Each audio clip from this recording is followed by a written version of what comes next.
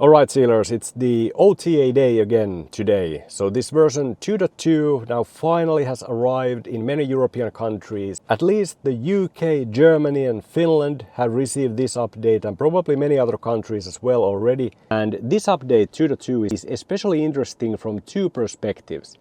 The first point is that the previous two updates before this one actually failed as over-the-air updates. And those were 2.1.3 and 4. During March and April they were started, but then the rollout was interrupted by BYD, presumably because of the technical issues and bugs included in those updates. So that really didn't go by the book. So for example, the 2.1.4 had this nasty bug with the AC getting stuck at 25 degrees constantly, and presumably they had to cancel that rollout due to that bug. And also the previous one in March was interrupted as well.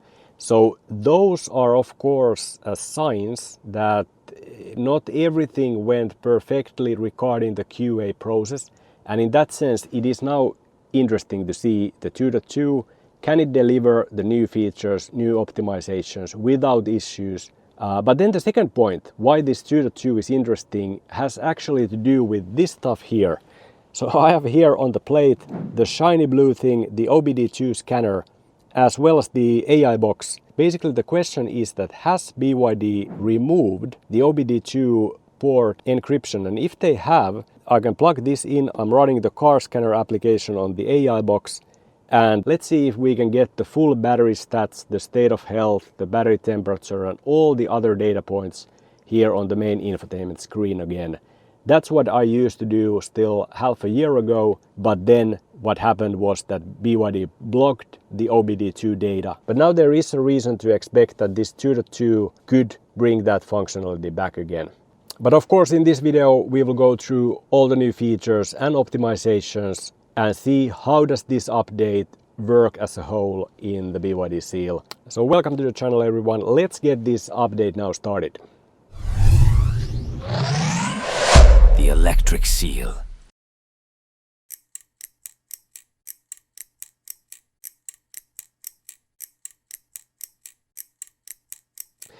And upgraded successfully. It was 40 minutes this time, so again a little bit under that estimation. But now let's see how things work with this new update. Alright, so the first new feature that they mentioned in the release notes was the one-touch account switching something. I don't remember anymore what it was. But basically here is the account, the profile. So I think this change button hasn't been here before. There's only the logout button, and please correct me if I'm wrong, but previously if you needed to switch profiles, you needed to log out and then do the connection again. Now you can use the change button and you have the QR code here immediately. I guess it removes one phase from this process, but all in all, this being the main or the number one feature that they mentioned in the release notes, it's not huge, I think. But I think for those people who have many drivers and need multiple profiles, anything that makes the process easier and faster, it adds value to them. Myself, I'm the only driver of this car, so for me this is not such a big deal, but anyway, it's good that it's there and that this profile, which was brought in version 2.1.1, keeps evolving. There definitely is still things that BYD can improve regarding the profile and the kind of settings that it can memorize. But of course, good to see even small increments being added to this feature. The second new feature was the new languages in the system, maps and smart voice features. Well, not that exciting for me, this one either, but let's see, where do we have the languages? Well, here you can see side by side the old languages and then the current ones. This is a spot the difference task for you. I'm too lazy to find out what was the new language. I mean, that's the kind of thing that you could mention in the release notes. What is the thing that you really added? Okay, then a couple of new things about the radio. So there is a radio icon in the App Center. This is the App Center and radio icon. So this hasn't been here before, and it goes into this. It's just a shortcut. I have to say I'm a little bit underwhelmed by this 2.2 update, at least so far. This is not mega. I mean, the community is waiting for Sentry. It was already released for Sea Lion 7, I believe, and then the improved head-up display with the step-by-step navigation integrated into the head-up display. Now this shortcut icon, this doesn't quite cut it. I'm not very impressed. Okay, maybe it gets better from here. I still have this OBD2 scanner waiting here. We will soon get to that part and see if the car can report the OBD2 data again. TuneIn Radio application in BYD Store. Where do we have BYD Store? Here we have it. Yep, and there's the TuneIn Radio. And of course, you know, every time that there's something new in the BYD Store, it is worth mentioning because there hasn't been that much news here. But yeah, TuneIn Radio is a free internet radio app offering over 100,000 stations, including news, sports, music, audiobooks, and podcasts. Let's install it. And now it's installed. Let's see how is the TuneIn Radio. Log in. How do you log in to this thing? Okay, new subscribers get premium free for 14 days. I was kind of expecting that this would be free. I'm not familiar with TuneIn Radio, but I just thought that it's an application that is included in the over-the-air update. But apparently it's a subscription application and you need to subscribe to it. Well, let's do it here so that we can check out this app anyway. It says here that your car comes with 14 days of TuneIn Premium. And then after the 14 days, it is $2 a month. So let's start the free trial. So when you started the registration through the QR code and then you finalize it on your mobile, then when you completed that, the car automatically identifies that you have subscribed and it shows this welcome to TuneIn Radio. Alright, let's try something. Lätkäkisoissa suomalainen voittaa ainakin Biilteeman mainoksessa. Katso. Vito, sormitun. On aika juhlia. Nyt on loistava hetki päivittää. Alright, all I get is ads in these radio channels. But let's see what else do we have here. Bloomberg. Alright. That's premium. In yields. Yeah, look, it's... There are podcasts as well.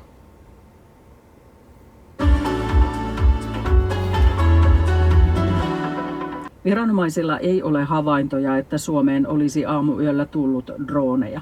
Alright, so this is the TuneIn Radio. I think it could be a nice addition for some people. I'm not sure if I would be using this now going forward. But of course, I am such a weirdo that I don't even listen to radio in the car. I never have radio on. So these radio-related new features, I'm not super excited about those. But this is something, of course. It's a step in the right direction. Let me know if you have tried the TuneIn Radio and will you be using it in your Seal or other BYD EV. Alright, then one of the things where, first of all, some countries get Apple CarPlay and Android Auto support, so that is a great thing for people in those countries. But also there was optimization mentioning enhanced features or something like that regarding Apple CarPlay. So let's check what does that mean in practice. Again, the first thing I always like to check is that is the footer and header fixed on top of the Apple CarPlay. That seems to be the case still. So it isn't fully full screen experience. So difficult to say what has been the change and improvement in the Apple CarPlay. At least based on a quick look, I don't find anything. Let me know in the comments if you have found the enhanced functionality that they mentioned in the Apple CarPlay, or maybe it is just kind of performance tuning and tweaking and not anything that visible. That is probably the case. So not too big of a deal, that line in the release notes either. Okay, so the next feature optimization was the exit logic for the surround view system. And that's the kind of thing that makes me a little bit suspicious that what have they changed about it, because I like how the 360 cameras have been working. So I'm thinking that have they changed something to disable the 360 cameras while driving? I've been enjoying the 360 camera a lot, the flexibility that I can enable the cameras whenever I want and use any of the angles, even the 3D view. It's kind of a party trick to drive on a highway and then you enable the 360 cameras and the 3D view just for the passengers. It's actually quite nice to show the passengers of the car while you're driving 120 kilometers per hour, and there is this outside from the outside view from the car, and you can change the angle. All right, let's see if we can spot any difference about the exit logic when, for example, just parking the car.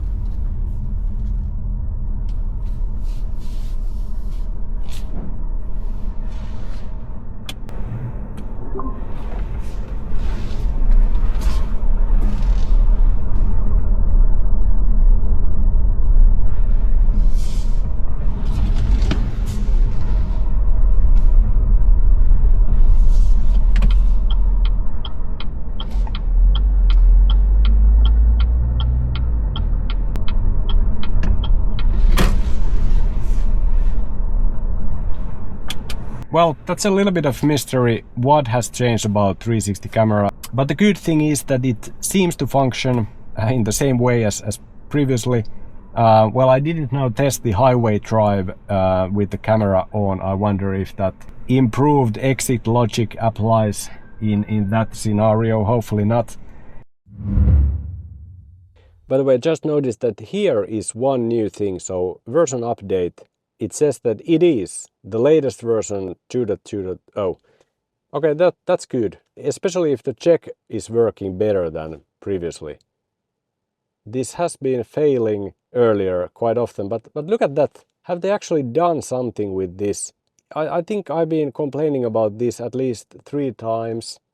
And maybe someone else has been complaining as well, because it seems that they have actually improved this version update checking routine. Even though it seems that it is downloading the whole software when it's at 30% after half a minute. But I don't mind if it takes a few moments, if they just remove the irritating need to do the checking like 15 times until it works. And now it finished. And it is the latest version 2.2. I like this one. It's good. Let's see the next one on the list. It was the optimize vehicle diagnostic performance. Oh no, sorry. That's the big one we'll test soon. But before that, improve vehicle stability under specific driving conditions. Well, it's quite difficult to say anything about that item. Absolutely nothing. I can say nothing. I have no clue what that might be about. Yeah, that's just so vague. Is it about adaptive cruise control? Is it about iTach? Is it about, I don't know what it is about.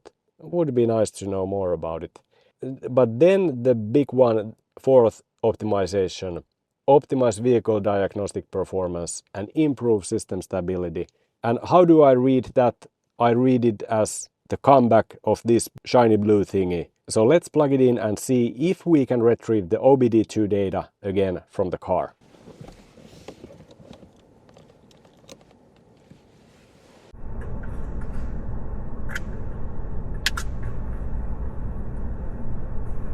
And just to clarify, now I am in the AI box interface, so this is not the interface that you get with this 2.2 update. I'm just using the AI box in order to get the OBD2 readings onto the infotainment screen, so I don't have to use a small mobile phone screen, but I could get it here like I did still December last year, before the OBD2 data was encrypted by BYD. Alright, so this is the moment of truth now. This is the make it or break it moment for this 2.2 update. Let's see what happens when I connect to the OBD2 reader. Do we have some readings here, or is it still blocked?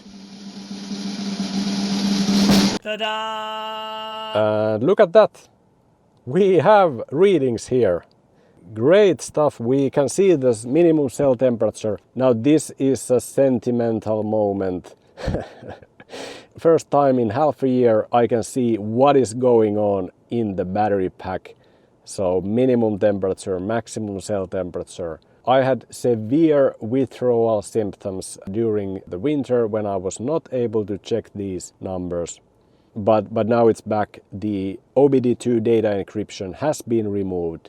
And also I can see my state of health, which has now been dropping from 99% to 98%. But that is still a pretty decent figure. Actually, it is excellent figure for over 2-year-old car with 37,000 kilometers driven. So 98% state of health of the Blade LFP battery. But well done, wise choice to enable the OBD2 data back. So if you're interested in this very simple and affordable OBD2 reader for the Seal, you know that this can retrieve the basic data. Feel free to check that one out. I have the link in the description. And well, the AI box you don't need for reading the data. This is just to be able to get everything here on the full screen. And of course, it's not only about the OBD2, but I can basically download most of the applications in the Google Play Store and use them through the infotainment screen. So that is the purpose of the AI box. But it is also nice to be able to run the car scanner application in the full infotainment screen here. But other than the OBD2 comeback, I think this version 2.2 was a little bit underwhelming update compared to the number of items included. So I think for me personally, only 2 of these are actually value adding at this point. So that's a bit of letdown. For you it might be different, because if you are using radio more, if you are using multiple user profiles, and if you are located in countries where there weren't Android Auto or Apple CarPlay previously, then this could be massive for you. But for me, only a couple of things were truly useful. I'm happy about the OBD2. Then I think, TuneIn Radio app is nice to have. But overall, this was a bit of a shy update. Of course, the community is still waiting for the Sentry mode that already was added to Sea Lion 7, I believe, on some markets. And the community is waiting for the navigation integration to the head-up display. So things like adding a radio icon are quite far from that community wish list. And still to confirm the system version, that was updated to 26.02. And you can also see here that this is February, but we are already now in May. And this was probably due to the hassle, this delay was due to the hassle of the previous 2.1 to 3 and 4 over-the-air updates that were cancelled. So now the new system version arrives, 3 months later to the cars. But anyway, that was the version 2.2. Hopefully you enjoyed this video. And just to mention quickly that the Seal Hub will be soon available for all the subscribers of the channel. There's a pretty neat OTA tracker as well, and release archive where you can view all the release notes of the previous versions. You can search for features. You can submit new release notes when your car gets those. So this is going to be pretty nice for the community. You can submit your version numbers, you can view the global map and the fleet status and all those things. So that's gonna be, I think, pretty nice for the community. Please subscribe today to Electric Seal and you will get access to the Seal Hub very soon. Thank you for watching Electric Seal and see you in the next video.